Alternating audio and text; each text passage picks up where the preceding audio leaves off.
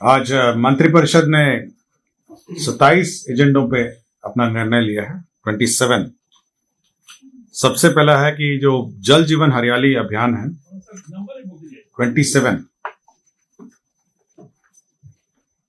तो जल जीवन हरियाली अभियान है, यह जल संसाधन विभाग का था। इसके अंतर्गत टर्नकी के आधार पर औरंगाबाद, डेहरी, सासाराम शहरों के लिए सोन नदी में उपलब्ध सतही जल जो सरफेस वाटर है उसके माध्यम से जो पेयजल उपलब्ध कराने का निर्णय लिया है। इसमें 1,347 करोड़ 32 लाख रुपए व्यय होंगे। 1,347 करोड़ की योजना है। और ये जल जीवन हरियाली के में औरंगाबाद, डेहरी और सासाराम शहर जो हैं यह सोन नदी के निकट में अवस्थित हैं और जो सरफेस वाटर है उसको उपयोग करते हुए यह सरफेस वाटर उपलब्ध कराया जाएगा। इसमें एनीकट वियर है, वहां पे अपस्ट्रीम में उसको यूज किया जाएगा और विभिन्न जगहों पे पंपिंग स्टेशंस स्थापित किए जाएंगे और इन शहरों में फिर पानी आपूर्ति की जाएगी। दूसरा है पशु मत्स्य संसाधन विभाग है। इसके अंतर्गत मुख्यमंत्री तालाब मत्स्य विकास योजना स्वीकृत की गई है, जिसमें 45 करोड़ 66 लाख 71 हजार रुपए सैंक्शन हुए हैं। 45 करोड़ 66 लाख 71,000। इसके अंतर्गत तालाब में मत्स्य हेतु उन्नत इनपुट दिए जाएंगे, जिसमें 50 ग्राम वजन के अंगुलिकाएं दी जाएंगी। उन्नत मत्स्य बीज उत्पादन के तहत कार्रवाई की जाएगी। ट्यूबवेल तथा पंप सेट स्थापन किए जाएंगे। तालाब मत्स्यिका हेतु यांत्रिक एरिएटर स्थापित किए जाएंगे और कार्प हैचरी इनपुट सहायता दी जाएगी। इसमें आपका जो जनरल कम्युनिटी है, जो जनरल कास्ट है, उसको 50% अनुदान होगा और अनुसूचित जाति, जनजाति और अति पिछड़ों को 70% अनुदान दिया जाएगा। चतुर्थ कृषि रोड मैप के अंतर्गत दलहन फसल के प्रोत्साहन हेतु वित्तीय वर्ष 2024 में कुल 95 करोड़ 95 लाख 50 हजार रुपए लागत की योजना कार्यान्वित की जाएगी। ये दलहन दाल की योजना है और दलहन जो पल्सेस की योजना है, इसमें कार्य किए जाएंगे। एक नई पॉलिसी सरकार ने इस बार स्वीकृत किया है, वह है बिहार फिल्म प्रोत्साहन नीति 2024। इसके अंतर्गत विभिन्न जो फिल्म निर्माता हैं उनको 4 करोड़ तक अनुदान का प्रावधान किया गया है। मैं डिटेल्स आपको दे दूंगा। इसमें सिंगल विंडो के प्रावधान किए गए हैं, सिंगल विंडो क्लियरेंसेस के, ताकि राज्य में फिल्म शूटिंग को प्रोत्साहन मिल सके और राज्य में जो फिल्म निर्माता हैं यहाँ पर स्थानीय भाषा, हिंदी भाषा और अन्य भाषाओं में फिल्म शूटिंग कर सके। स्वास्थ्य विभाग में जीविका के माध्यम से जो सफाई कार्य चलता था, उसमें शुद्धि पत्र भी स्वीकृत किया गया है।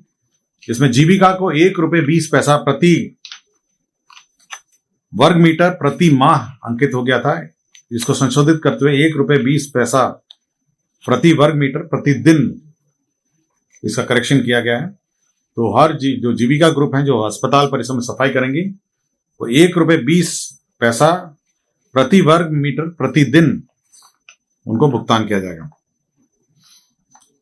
शिक्षा विभाग के अंतर्गत भागलपुर अंतर्गत विक्रमशिला विश्वविद्यालय जो ऐतिहासिक स्थल है, वहां पे सेंट्रल यूनिवर्सिटी की स्थापना हेतु 205 एकड़ भूमि चिन्हित की गई है, 205 एकड़।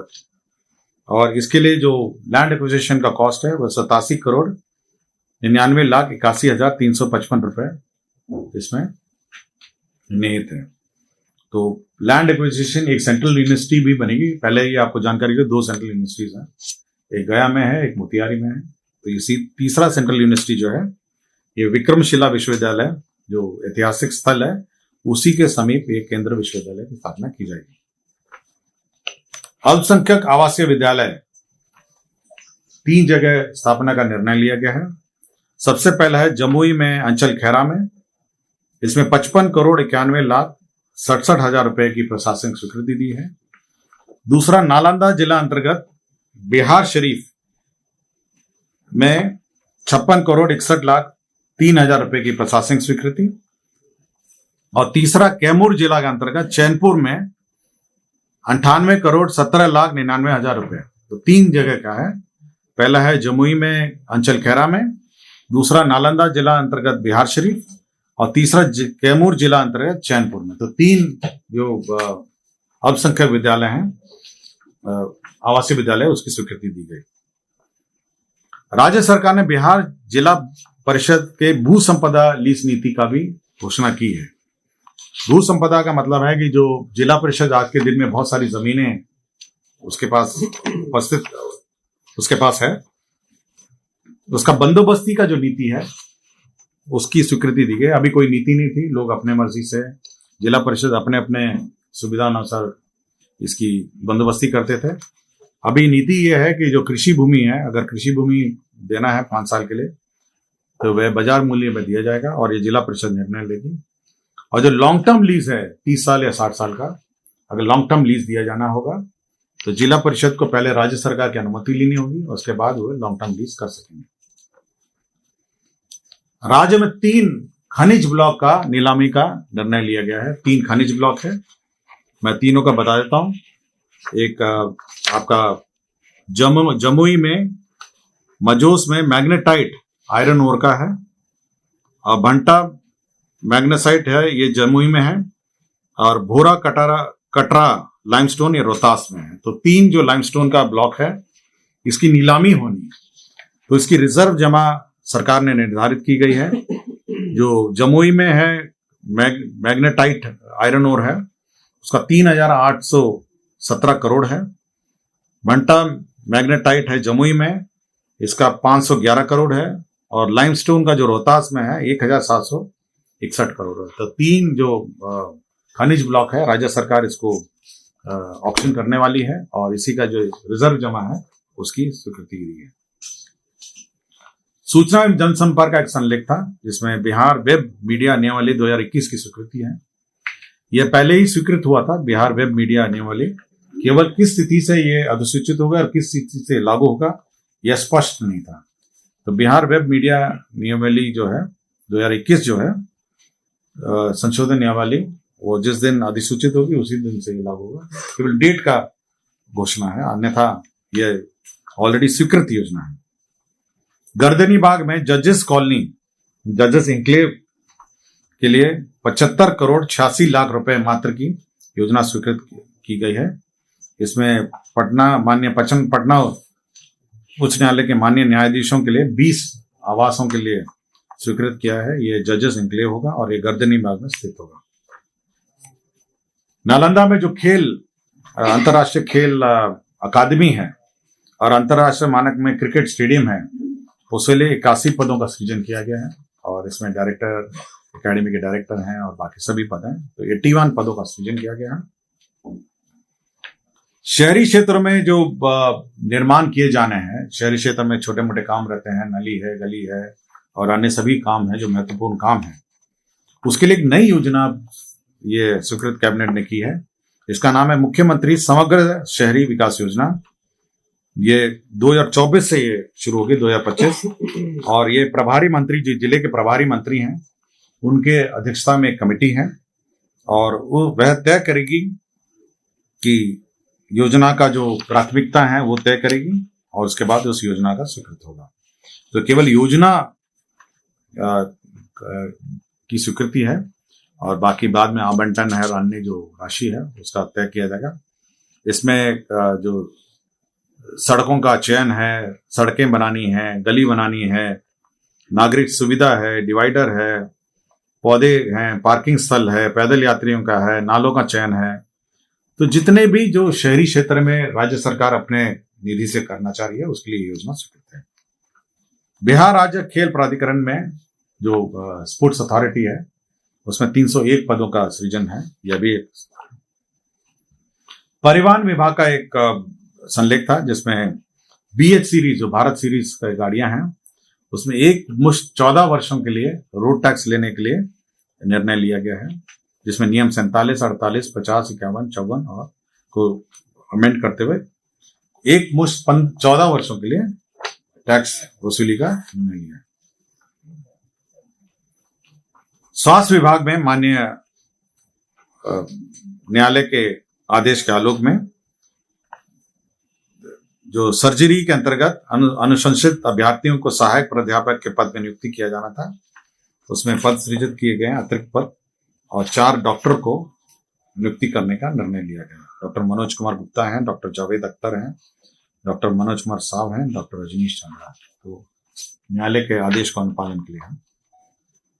बिहार सड़क सुरक्षा परिषद के अंतर्गत लीड एजेंसी के लिए संविदा के आधार पर स्वीकृत लेखा पदाधिकारी रोकड़पाल, इसमें 2 पद थे। ये बिहार सड़क सुरक्षा परिषद, जिसमें लेखा पदाधिकारी रोकड़पाल थे और इनके जो क्वालिफिकेशन है वो ऐसे थे जिसमें नियुक्ति होने में कठिनाई हो रही थी, तो उसमें नियुक्ति के लिए जो क्वालिफिकेशन है उसमें संशोधन किया है। ग्रामीण कार्य विभाग में संतोष कुमार है तदीन सहायक अभियंता ग्रामीण कार्य विभाग, कार्य प्रमंडल बगादो, ये निलंबित थे और इनके वृहत दंड के रूप में बर्खास्तगी का आदेश निर्गत किया है। ये निगरानी में रंगे हाथ 50,000 रुपए की रिश्वत लेते हुए पकड़े गए थे और न्यायिक हिरासत में भेजे गए थे। इनको सेवा से बर्खास्तगी का निर्णय लिया गया। कमर्शियल टैक्स में एक सॉफ्टवेयर है, वैट MIS सॉफ्टवेयर है, उसका मेंटेनेंस TCS कर रही है, उसको 1 साल और एक्सटेंड करने का निर्णय लिया गया। कैमूर जिला अंतर्गत अधौरा अंचल में ये अनुसूचित जाति जनजाति कल्याण विभाग का एक एकलव्य मॉडल आवासीय विद्यालय है। ये सेंट्रली स्पॉन्सर्ड स्कीम है और इसमें 8 एकड़ जमीन राज्य सरकार को देनी थी, तो राज्य सरकार ने अनुसूचित जाति जनजाति कल्याण विभाग को ये जमीन निःशुल्क अंतर विभागीय हस्तांतरण किया गया। इस पर एकलव्य मॉडल आवासीय विद्यालय जो सेंट्रली स्पॉन्सर्ड स्कीम है उसका निर्माण किया जाएगा। किशनगंज अंतर्गत दीगल बैंक अंचल में जो SSB है, जो सीमा सुरक्षा बल है, उसका कैंप के लिए भारत सरकार को जमीन सशुल्क 60 लाख रुपए में दी गई है। ये सीमा सुरक्षा बल का कैंप है। भविष्य निधि अंतर्गत ये वित्त विभाग का प्रस्ताव है। भविष्य निधि निदेशालय के अधीनस्थ कार्यालय लिपिक संवर्ग का है, जो अन्य लिपिकीय संवर्ग है सामान्य प्रशासन के, उसी के आलोक में यह संवर्ग भी भविष्य निधि का भी गठन किया गया। पंचायती राज विभाग ने एक पंचायत निर्माण कार्य मैनुअल की स्वीकृति दी है। अभी आज के दिन में जो पंचायती राज में जो योजनाएं संचालित हैं और जो पंचायत में मुखिया और उसके पंचायत सचिव हैं, आज के दिन में कोई ऐसा कोई विशेष गाइडलाइन नहीं है और स्थानीय स्तर पर भी मतलब कंप्लेंट्स प्राप्त होती थी। अब यह है कि 15 लाख के अंतर्गत जो राशि है, जो एस्टिमेट्स होंगे, उसका कार्यान्वयन कैसा होगा, उसमें जो स्थानीय अभिकर्ता हैं उनका पैनल बनेगा, उनके बीच में बिड होगा और उसके बाद उनका अवार्ड होगा। और 15 लाख से ऊपर जो है, जो बिड होंगे वह उसका रेगुलर बिड होगा। 15 लाख के नीचे भी जो राशि है उसमें सुरक्षा सिक्योरिटी डिपॉजिट क्या होगी, EMD क्या होगी, ऑनलाइन पेमेंट की क्या व्यवस्था होगी, तो पूरा डिटेल है जो पंचायती राज निर्माण कार्य मैनुअल है उसकी स्वीकृति दी गई है। दूसरा है कि मान्यता प्राप्त राजनीतिक दलों के कार्यालय एवं आवंटन, तो आवासीय जो है वो हर 2 साल में उसका एक्सटेंशन होता था। मतलब जो पॉलिटिकल पार्टीज को आवास या जो कार्यालय आवंटित होते थे, तो अब वो हर 2 साल का जो बंदेज है उसको हटा दिया गया है और अब ये बाध्यता 2 साल की नहीं रहेगी। अब तो जब तक उसकी मान्यता रही, मतलब अब तो अभी हमको नहीं पता, लेकिन हम केवल कैबिनेट का निर्णय आपको बता रहे हैं। और डॉक्टर IS ठाकुर हैं, प्राध्यापक एवं प्रभारी अधीक्षक पटना चिकित्सा महाविद्यालय अस्पताल। तो संविदा पे इनकी नियोजन PMCH में संविदा पर नियोजन 31/1/2025 तक करने का निर्णय लिया गया। तो यही आपके निर्णय हैं।